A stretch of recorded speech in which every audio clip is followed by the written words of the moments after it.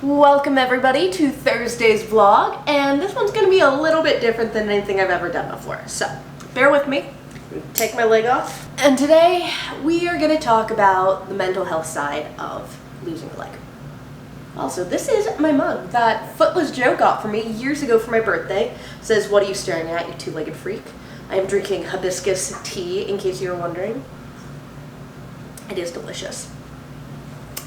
But without further ado, let's get started.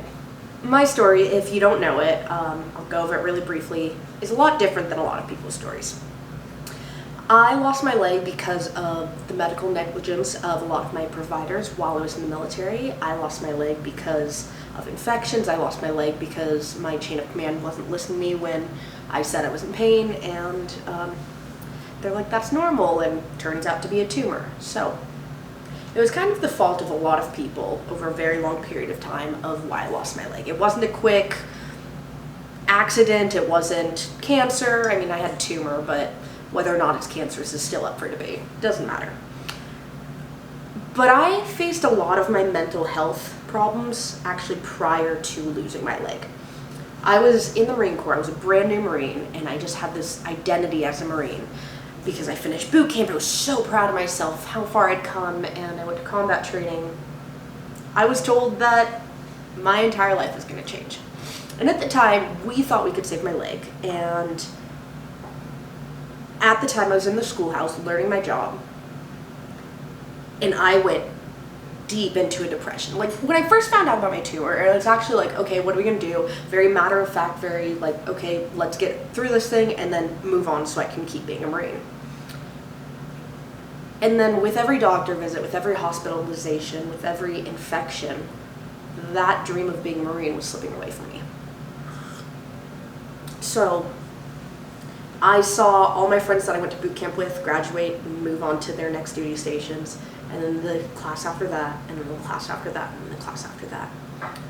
So for the 14 months that they tried to save my leg was actually the worst part of my amputation, and it was before my amputation.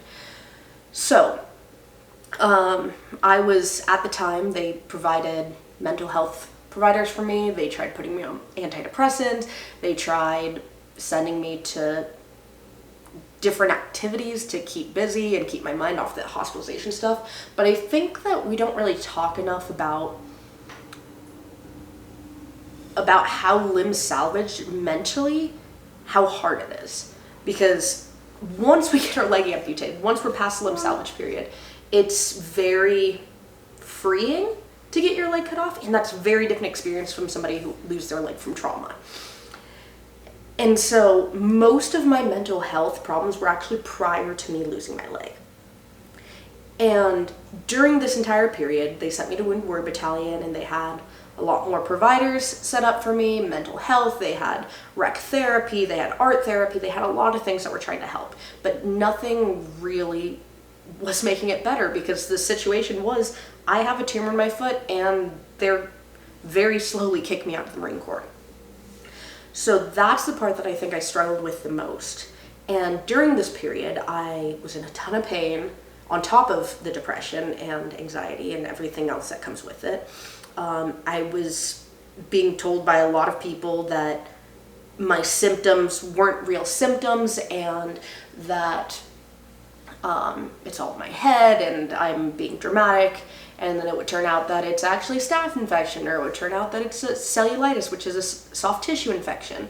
And so I was dealing with a lot, and I was obsessively researching what is wrong with me, because no doctor seemed to figure it out. No doctor actually ever really found out what my tumor was. In all the videos and all the interviews I used to do, I tell everybody that the doctors told me that my tumor most closely related to an intramuscular arteriovenous vascular malformation. But that was just a bunch of jargon of saying, this is what's happening, but we're not sure why it's there, we're not sure what it's doing, we've never seen anything like this before. And so my sleepless nights, I was obsessively researching. But upon all my obsessive researching, I also found social media people of amputees. And it hadn't really been discussed before, the possibility of me losing my leg, But I'm like, I'm in so much pain. Like, I would rather have my leg cut off at this point, which is crazy for most people here. But I started seeing these amputees, and one of the first ones I saw was Amy Purdy, and she was a Paralympic snowboarder, missing both her legs below the knee. She lost her legs at 19, and she went on to the Paralympics to snowboard, and I miss snowboarding so much. I'm like, I could snowboard again if I just had my leg amputated. And she went on to Dancing with the Stars. I grew up as a dancer. I want to be a dancer. And that kind of led me into this deep dive hole, YouTube, whatever, of finding all these other amputees, whether they were big celebrity-like amputees or they were just the average everyday amputee. I found these people and they were living a better life than I was living. So fast forward a lot, get my amputation. It was great. For the first year of my amputation, it was actually amazing. I was very happy. I felt like this huge weight had been lifted off my shoulders. And again, this is a very different experience for a lot of other people. But for me, it was the best time because I was going to all these events and I was seeing what was possible and I was seeing what legs were available and what feet are out there and what activities I could do. And I was going to these sports competitions and I felt like I had a purpose again, because being medically retired from the Marine Corps, I really didn't feel like I had a purpose.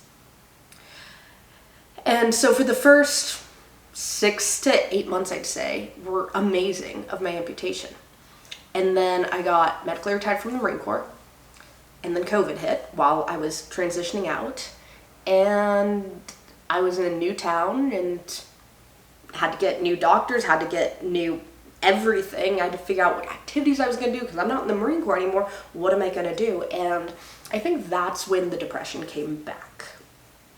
And I remember for the first year of my amputation, I was just like, why are people upset about this? This is amazing. This is great. And I think when you're like new to everything and everything's new and you're doing things for the first time, it's so exciting. But then at some point you kind of realize this is your life forever. And like, that sounds silly saying out loud because of course, like losing your leg, that's a forever thing. But like, it's not even the big things that you miss when you lose your leg. You don't miss, like, I mean, most of the big things I can still do. I can still run, I can still dance, I can ski and snowboard, and I do all these things. But it's the little things that really get to you. It's the fact that when I wake up first thing in the morning, my choice is to get in a wheelchair or put on my leg. Like, I can't just get up. When I take a shower, there's always extra thought and steps to take because I'm missing my leg. What happens if I'm not in my normal house with my normal stuff? How am I going to shower in this location? Is it safe for me to? How am I going to get into the bathtub? And those are the things that really started to get to me. And I kind of ignored them for a very long time with sports. But like when I actually like sat and thought about what was happening, there were so many things that I'm like, this is my life forever. And I will say those thoughts eventually go away because everything, just like everything in life, becomes second nature and you learn to do everything the way they're supposed to do. And I think I'm going to end on this, is that a lot of people don't talk about is the social aspect of being an amputee. Like, I have this big metal piece attached to me all the time. I can wear long pants, I can wear long dresses to hide it, but most situations, people are going to see my leg and you're going to hear the whispers and you're going to hear the kids point, or you don't hear kids pointing, you're going to see the kids pointing, and you always have to decide in that moment, is this a teaching opportunity? Do I feel like teaching? Do I want to teach? Or do I want to be a normal person? And I think a lot of people, a lot of amputees just want to blend in. And it's hard because you can't. I mean, you can, again, if you cover up your leg, but if you're having a bad leg day and you have to use other equipment or you start limping, like things like that get noticed because humans are naturally curious. When things are different, when things are out their pattern, they notice them. And for me, I love teaching. I love talking to people. But even me, sometimes I'm just like, God, I'm not in the mood for this. I am doing this thing today and I need to go do this thing, so I don't have time to talk to this 3-year-old even for 5 minutes. And you deal with the social media side of things, of people sliding into your DMs, and some really weird people slide in your DMs. I actually stopped checking my Instagram DMs a long time ago because just got exhausting. And it sucks because some people are asking real legitimate questions and like want advice or want suggestions, and I can't get to them because of all the creepy people in my DMs asking for stump pics or asking for inappropriate things or marriage proposals or dates. I'm like, I'm not gonna date somebody who's in my DMs. That's weird. But with all that being said, 6 years in, I'd say most of the time it's great. Sounds crazy saying this, but I love being an amputee. I love where it's brought me. I love the opportunities that I've had because of everything that's happened. Obviously, it's a bad situation, but people ask me all the time, they're like, how are you so positive? Like, complete strangers, they get in a 5-minute conversation with me, and they're like, you are so positive. How do you do it? And it's like, what's the other option? Like, stay home and cry all the time? And I've just learned that life's too short for that. There's so many people to talk to. There's so many things to do, places to see. And some things have to do with my amputation, and some things have nothing to do with it, and I just happen to be an amputee in a space. So I'd say if you're going through the trenches right now, it gets better. And I still have days where it gets frustrating and I am down and I'm like, wow, what if? I also hate that question. I hate when people ask me, well, what if you didn't join the military? What if you didn't? It doesn't matter, because that's not what happened. It's not good to think like that. But if you can keep going, there's so much that's waiting for you in this life. And I'm just really glad that when I was at my lowest of lows and didn't want to live another day, I kept pushing, because now I'm here drinking tea on my couch at almost 10 o'clock at night. It's past my bedtime.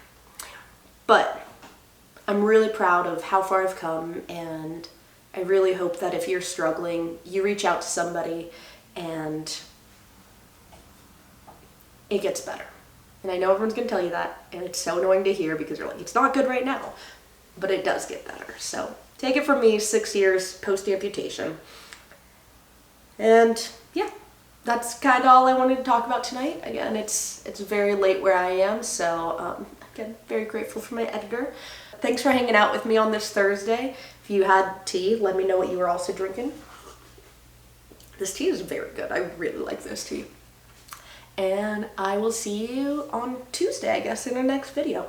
If you have any suggestions of something you'd like me to talk about, put them in the comments below, and put your suggestions in the comments, and we'll get to it, whether it's the next video or whether it's a couple weeks from now, but we will get to it. So thanks for hanging out, and I'll see you in the next video. Bye, guys.